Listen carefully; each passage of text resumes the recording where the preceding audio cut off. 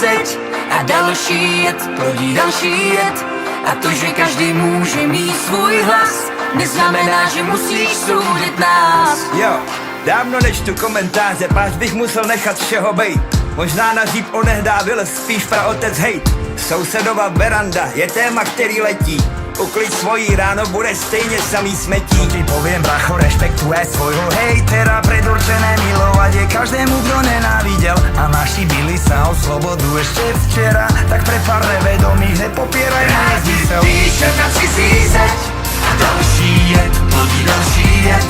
A to, že každý může mít svůj hlas, neznamená, že musíš soudit nás. Rádi píše na cizí zeď a další jed plodí další jed. A to, že každý může mít svůj hlas, neznamená, že musíš soudit nás. Malujeme si čertov na tie cudzie steny. Nech sa tiež bojí,